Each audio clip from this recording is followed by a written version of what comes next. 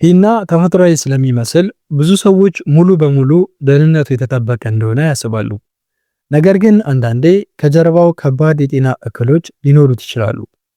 ወደ ሂናው አደገኛ የጤና ጉዳቶች ከመሸጋገራችን በፊት ሴቶች የፀጉራቸውን ውበትና ቀለም ለመጠበቅ ሲሉ ስለሚሰራቸው አደገኛ ስህተቶች መነጋገር ያስፈልገናል። ሴቶች ሳያውቁ የፀጉራቸውን ጤና አደጋ ላይ ከሚጥሉባቸው ዋና ዋና ስህተቶች መካከል አንዱ የኬሚካል ቀለሞችን እና ሂናን አዘውትሮ መቀላቀል ነው። በኬሚካል የተቀባ ፀጉር ላይ ሂና መቀባት ወይም ደግሞ ሂና ከተቀባችሁ በኋላ የኬሚካል ቀለም መጠቀም በጣም አደገኛ ነው። ሂናና በኬሚካል ቀለሞች ውስጥ ያሉት ማዕድናት እርስ በርሳቸው ሲገናኙ ኬሚካላዊ ምላሽ በመፍጠር ፀጉር እንዲሰባበር፣ እንዲቃጠልና እንዲያልቅም ያደርጋሉ። ሌላውና ትልቁ ስህተት ደግሞ ተፈጥሯዊ ነው በሚል እምነት የጥራት ደረጃውን ያልጠበቀ ሂና መጠቀማቸው ነው። በገበያ ላይ ጥቁር ሂና እየተባሉ የሚሸጡ አብዛኞቹ ምርቶች ሙሉ በሙሉ በሚባል ደረጃ ተፈጥሯዊ አይደሉም። ቀለሙ ቶሎ እንዲይዝና እንዲጠቁር ተብሎ ፒፒዲ የተባለ በጣም መርዛማ ኬሚካል ይጨመርባቸዋል። ይህ ኬሚካል ደግሞ ለከባድ የአለርጂ ችግር ይዳርጋቸዋል ማለት ነው። ከዚህም በተጨማሪ የፀጉር ቀለም እንዳይለቅ ወይም ደግሞ ይበልጥ እንዲያምር በሚል ፍላጎት የሙቀት መከላከያ ሳይጠቀሙ ፀጉርን በከፍተኛ ሙቀት ማስተካከል ፀጉርን በእጅጉ ይጎዳዋል። ያለ መከላከያ ሴረም ወይም ደግሞ ክሬም፣ የብረት ማድረቂያዎችን መጠቀም የፀጉር የውጭኛው ክፍል ሰባብሮ ቀለሙን ቶሎ እንዲለቅና ፀጉሩም እንዲሰባበር ያደርገዋል ማለት ነው። በተመሳሳይ መልኩ ቀለም ወይም ደግሞ ሂና ከተቀቡ በኋላ ፀጉርን ከመጠን በላይ በሳሙና ወይም ደግሞ በሻምፖ መታጠብ ፀጉር ራሱን ለመጠበቅ የሚያመነጨውን ተፈጥሯዊ ዘይት ያሳጠዋል። ይህ ደግሞ ፀጉር እንዲደርቅና ቀለሙ ቶሎ እንዲደበዝዝ ምክንያት ይሆንበታል ማለት ነው። በመጨረሻም የተቀባ ፀጉር እርጥብ ሆኖ ሳለ በጣም ደካማ ስለሚሆን ሳይደርቅ በጥብቅ ማሰር ወይም ደግሞ በእርጥበትነቱ መተኛት የፀጉር ስሮች እንዲላሉ፣ ፀጉር እንዲበጣጠስና የራስ ቅል ላይም ደግሞ የፈንገስ ኢንፌክሽን እንዲፈጠር መንገድን ይከፍታል ማለት ነው። ሌላውና ዛሬ የተገናኘንበት ዋነኛው ምክንያት ደግሞ በሂና የአጠቃቀምና የምርጫ ስህተት ምክንያት ስለሚደርስባችሁ አደገኛ የጤና ደረጃ ነው ማለት ነው። ሂናን በምትቀቡበት ወቅት የምትሰሩት ስህተቶችና ይህንን ተከትሎ ሊገጥማችሁ የሚችለውን አስጊ የጤና ቀውስ በሚገባ ማወቃችሁ ራሳችሁን ለመጠበቅ እጅግ በጣም አስፈላጊ ነው። ብዙዎቻችሁ ሂና ሙሉ በሙሉ ከተፈጥሮ የተገኘ እጽዋት ስለሆነ ምንም አይነት ጉዳት የሌለው ብላችሁ ታስቡ ይሆናል። ነገር ግን አጠቃቀሙ ላይ ጥንቃቄ ካላደረጋችሁ ከባድ የጤና ጠንቅ ሊሆንባችሁ እንደሚችል ማወቅ አለባችሁ። በመጀመሪያ ደረጃ ሂና ስትቀቡ የምትሰሩት ትልቁ ስህተት የጥራት ደረጃውን ያልጠበቀና ኬሚካል የተቀላቀለበትን ምርት መምረጣችሁ ነው። በተለይም ፈጣንና ጥቁር ቀለም ለመስጠት ተብሎ ፒፒዲ የተባለ መርዛማ ኬሚካል የሚረጭበትን ጥቁር ሂና መጠቀም የብዙዎቻችሁን ጤና አደጋ ላይ እየጣለ ይገኛል።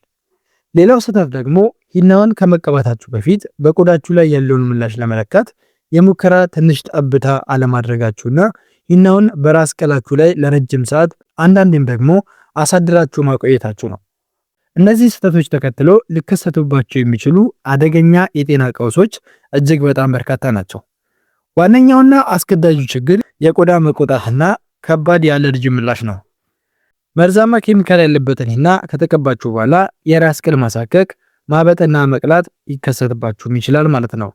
ይህ የአለርጂ ችግር እየጠነከረ ከሄደ ወደፊታችሁ አይናችሁና አንገታችሁ አካባቢ በመስፋፋት የመተንፈሻ አካላትን እስከ ማበጥና የመተንፈስ ችግርም ደግሞ እስከ መፍጠር ድረስ ሊደርስባችሁ እንደሚችል ማወቅ ያስፈልጋችኋል ማለት ነው። ከዚህም ባለፈ የራስ ቅል ቆዳችሁ ላይ የሚፈጠረው ከፍተኛ ቁስለት የፀጉራችሁ ስሮች እንዲደሙና ጨርሶ እንዲመቱ በማድረግ ሊመለስ የማይችል የፀጉር መርገፍና የራስ በረሃ ችግር ወይም ደግሞ የመመለጥ ችግርም ሊያስከትልባችሁ እንደሚችል ማወቅ አለባችሁ። በኬሚካል የተበከለው ሂና በቆዳችሁ በኩል ወደ ደም ውስጥ በሚሰርጽበት ጊዜ ደግሞ የውስጥ አካላትን በተለይም ኩላሊትንና ጉበትን ለአደጋ ሊያጋለጥ እንደሚችል የሕክምና ጥናቶች ያሳያሉ።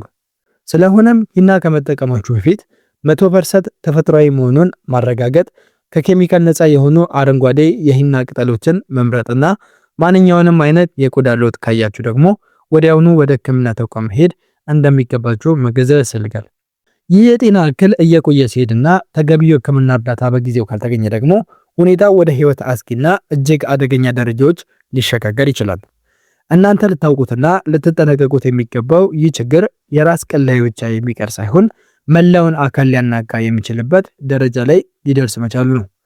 የመጀመሪያውና በጣም አስከፊው ደረጃ የአለርጂ ምላሽ ወደ መላው አካል ተሰራጭቶ የመተንፈሻ አካላት ላይ ከባድ እብጠት የሚፈጥርበት አናፊላክሲስ የተባለው የጤና ቀውስ ነው ማለት ነው።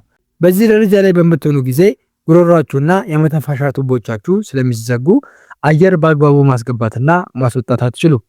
ይህም በአጭር ደቂቃዎች ውስጥ ለህልፈተ ህይወት ሊዳርጋችሁ የሚችል እጅግ አስደንጋጭ ችግር ነው ማለት ነው። ሁለተኛ ደረጃ ደግሞ በኬሚካል የተበከለው ሂና በቆዳችሁ ስር ካሉ ስስ የደም ስሮች ጋር በቀላሉ ወደ ውስጣዊ አካላችሁ የሚጓዙበት ሁኔታ ነው ማለት ነው። ይህ መርዛማ ንጥረ ነገር ወደ ደም ውስጥ ከገባ በኋላ ኩላሊታችሁ መርዙን ለማጣራት ሲል በሚያደርገው ጥረት ላይ ከፍተኛ ጫናን ይፈጥራል። ይህም ኩላሊታችሁ ስራውን በአንድ ጊዜ እንዲያቆም ወይም ደግሞ አኪዩት ኪድኒ ኢንጁሪ ሊያደርግባችሁ ይችላል ማለት ነው። በዚህ ደረጃ ላይ ደግሞ የኩላሊት እጥበት ወይም ዲያሊሲስ እስከሚያስፈልጋችሁ ድረስ አልፎ ተርፎም ደግሞ ለህይወት አስጊ ወደሚሆን የውስጥ አካላት መውደቅ ወይም ኦርጋን ፌይለር ድረስ ሊያደርሳችሁም እንደሚችል ልብ ማለት ያስፈልጋል ማለት ነው። በሶስተኛ ደረጃ ደግሞ የራስ ቅላችሁ ላይ የሚፈጠረው የቆዳ ብላት እንዲሁም ደግሞ የውሃ እብጠት ከፍተኛ ኢንፌክሽን ወይም ሰከንደሪ ባክቴሪያን ኢንፌክሽን እንዲፈጠርም ያደርጋል። ቆዳችሁ መከላከያነቱን ስለሚያጣ ባክቴሪያዎቹ በቀላሉ ወደ ደማችሁ ውስጥ በመግባት ቆዳችሁን ሊያበሰብሱት ይችላሉ። ይህም ደግሞ የፀጉር ስሮቻችሁን ሙሉ በሙሉ በማውደም ዳግመኛ ፀጉር የሚበቅልበትና ጠባሳ ብቻ የሚቀርበት ደረጃ ላይም ያደርሳችኋል ማለት ነው። በመጨረሻም ይህ መርዛማ ኬሚካል በየቀኑ በትንሹ በሰውነታችሁ ውስጥ በሚከማችበት ጊዜ የደም ሴሎችን የማጥቃትና የነርቭ ስርዓትን የማዛባትን አቅም አለው። ይህ ደረጃ ላይ ሲደርስ ደግሞ የማዞር የጡንቻዎች መድከምና የረጅም ጊዜ ጤና እክል ሰለባ እንድትሆኑም ሊያደርጋችሁ ይችላል። ስለዚህ ሂናን በቀላሉ ከማየት ወጥታችሁ ወደ እነዚህ አስከፊ ደረጃዎች ከመድረሱ በፊት ቅድመ ጥንቃቄ ማድረግና የህልውና ጉዳይ መሆኑንም ልትገነዘቡ ይገባል ማለት ነው። ሌላው ደግሞ ሂናን በምትጠቀሙበት ጊዜ ከላይ ከተጠቀሱት አደገኛ የጤና ቀውሶች ራሳችሁን ለመጠበቅና የምትፈልጉትን ውበት ሳታጡ እንግዲህ ጤናችሁን ለመንከባከብ 100% ከተፈጥሮ የተገኘ ምንም አይነት የኬሚካል ቅልቅል የሌለው የተፈጥሮ አረንጓዴ ሂና ብቻ መጠቀም ይኖርባችኋል። እውነተኛውና ደህንነቱ የተጠበቀና ከቅጠል የሚዘጋጅ በመሆኑ ቀለሙ አረንጓዴ ወይም ደግሞ ፈዘዝ ያለ ቡናማ የዱቄት መልክ አለው። ስለሆነም ጥቁር ሂና ተብለው የሚሸጡት በደቂቃዎች ውስጥ ቀለም የሚያወጡና ሲከፈቱ የኬሚካል ሽታ ያላቸውን ምርቶች ፒፒዲ የተባለውን መርዛማ ኬሚካል ስለሚይዙ ፈጽማችሁ መራቅ ይኖርባቸዋል ማለት ነው። ይህንን ተፈጥሯዊ ሂና ስታዘጋጁ የሂናውን ቀለም ለማውጣትና ፀጉራችሁን እንዳይደርቅ ለመጠበቅ ንጹህን አረንጓዴ የሂና ዱቄት ለብ ባለ ውሃ ወይም ደግሞ የሻይ ቅጠል ውሃ ማለት ነው በበሰለ ውሃ ውስጥ በጥብጣችሁ ወፈር እስኪል ድረስ ፈሳሽ እንዲሆን ማድረግ ያስፈልጋችኋል።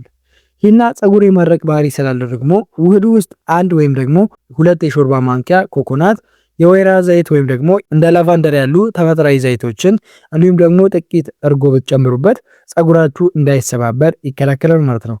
ይህንን የተበጠበጠ ሂና ፀጉራችሁ ላይ ከመቀባታችሁ በፊት ደግሞ ተፈጥሯዊ ቀለሙ በሚገባ እንዲወጣ አየር በማያስገባ እቃ ውስጥ ከ6 እስከ 12 ሰዓታት ወይም ደግሞ ለአንድ አዳር አስቀድማችሁ ማስቀመጥ ወይም ደግሞ ማሳደር ይኖርባችኋል ማለት ነው።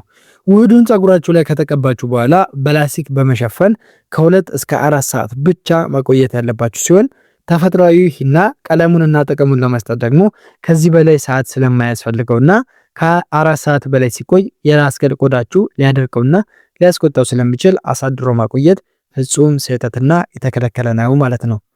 ከዋና ዋና የመፍትሄ መንገዶችና ቅድመ ጥንቃቄዎች መካከል ደግሞ ሂናውን ሙሉ በሙሉ ፀጉራችሁ ላይ ከመቀባታችሁ ከ48 ሰዓታት በፊት ጥቂት ጠብታ አዘጋጅታችሁ ከጆሮአችሁ ጀርባ ወይም ደግሞ ከክርናችሁ ውስጠኛ ክፍል ላይ በመቀባት የቆዳ ሙከራ ማድረግ ተገቢ ነው ማለት ነው። በዚህ ቦታ ላይ ምንም አይነት እብጠት፣ መቅላት ወይም ደግሞ ማሳከክ ካላሳያችሁ ብቻ በደህንነት መጠቀም ትችላላችሁ። ከዚህም በተጨማሪ ፀጉራችሁ ላይ የኬሚካል ቀለም ከተቀባችሁ ቢያንስ ከ4 እስከ 6 ሳምንታት ሳይሞላ ወይም ሂና ከተቀባችሁ በኋላ የኬሚካል ቀለሞችን ወዲያውኑ በመጠቀም እርስ በርስ እንዳታቀላቅሏቸው መጠንቀቅ አለባችሁ ማለት ነው።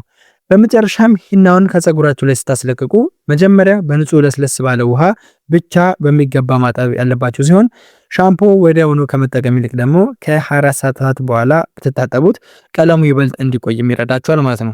ይህንን የተፈጥሮ መንገድና የጥንቃቄ መፍትሄ ከተከተላችሁ ያለምንም የጤና ስጋት የፀጉራችሁን ውበት፣ ጥንካሬና ቀለም በደህንነት መጠበቅ ትችላላችሁ ማለት ነው።